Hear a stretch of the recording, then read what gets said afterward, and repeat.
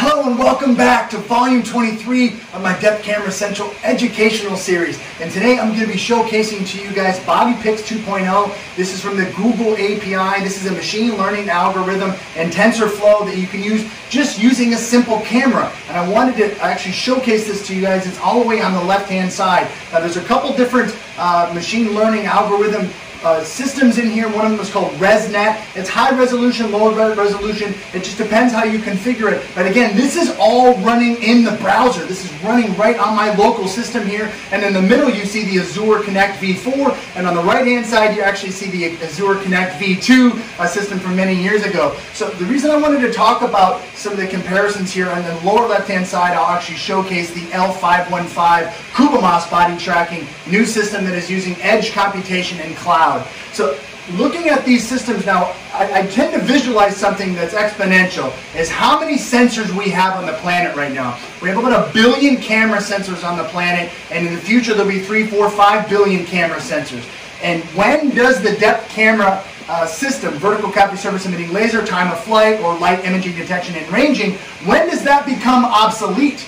Now, if we reference something that Elon Musk discussed in great detail just last year, when they got rid of their LiDAR systems, in lieu of just going with radar at 60 gigahertz and using the 8 stereoscopic cameras, four pairs of stereoscopic eyes, modeling everything in 4D, 3D in real time, he exponentially reduced the cost. But what he touched on is something that I wholeheartedly believe in as well, is that as these edge cloud computational networks start to grow and reduce the complexity for people to implement these across all the sensors, I believe that these data centers, these edge facilities, will completely make depth cameras eventually irrelevant.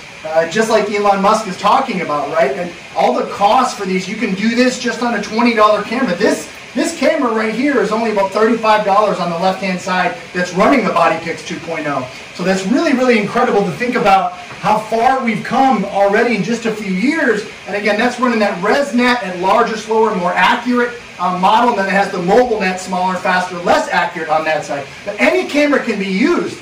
And I come back to this point now when we think about all the machine learning algorithms in the world, super resolution, instant segmentation, that's what this thing is doing, into 24 different body parts, right? And it's doing it with a $30 camera. Everything is running, it's taking all the computational models and running it on the edge. It's running it in the cloud. And this is also why I'm so focused into energy storage systems and battery backup systems and monitoring systems and UPSs and inverters and rectifiers, SCRs and IGBTs, because all of these critical pieces of infrastructure are what back up these types of systems in the cloud and edge, including flywheel mechanical systems and diesel rotary UPSs.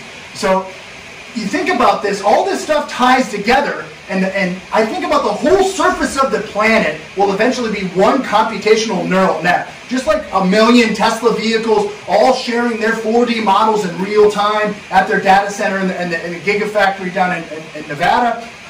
It's just like that now. So we'll have 5 billion, 10 billion different sensors on an order of magnitude more than we have now, and the capabilities will be able to be implemented in the smallest form factors. So there'll be sensors everywhere. There'll be a sensor on the front of your, when you get on at the airport, in your seat, you're going through security, you'll have biometric scanning everywhere, but also if you think about sports applications and athletics and medical, so if you injure your elbow here, you just walk up to a camera at your house, you go like this and it tells you exactly what your flexion is, where your problem is, and it can give you a list of recommendations right from some AI inference model that's letting you know, okay, my knee can only bend a certain amount of degrees. You might have a meniscus tear on the medial or lateral side, an ACL, MCL tear, something like that. Everything ties together, and it's so amazing to think about for me, because I've been diving into this stuff for the better part of 15 years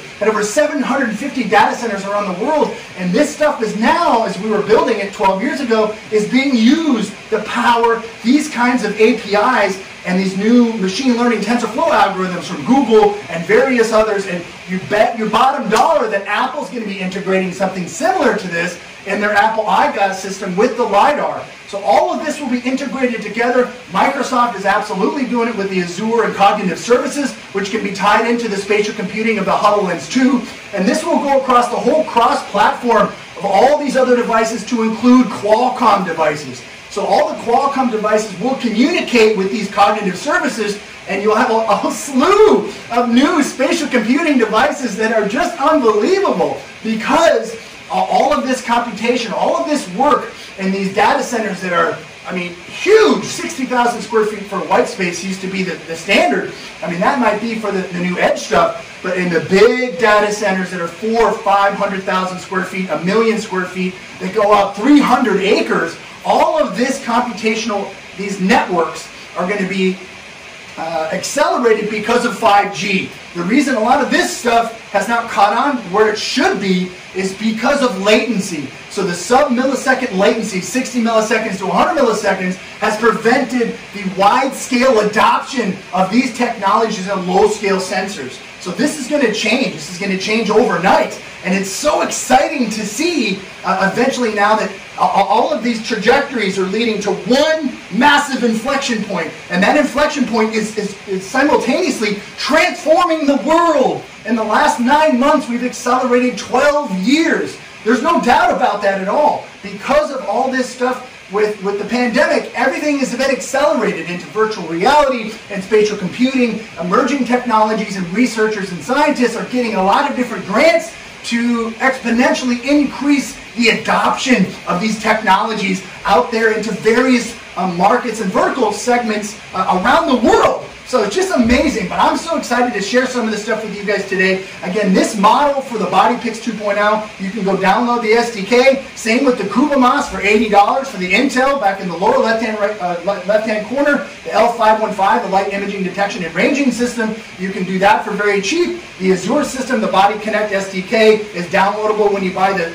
sensors, $399, $350 for military. So it's amazing, and think about all the different applications out there, and I'm so excited to bring this stuff to you on a daily basis. That's why I continue to research and learn as much as I can from people that are much smarter than me. That's always the goal, is to be in a room where I am not the smartest person. I want to be far from it, so I can absorb and learn from every single master out there. So thank you so much for tuning in today. I really hope you absorb some information on this channel. Again, this is Reality Forward. Please subscribe today, and I have a whole series of depth camera and spatial computing and emerging technology videos on my YouTube channel, so please come take a look today. Thank you so much.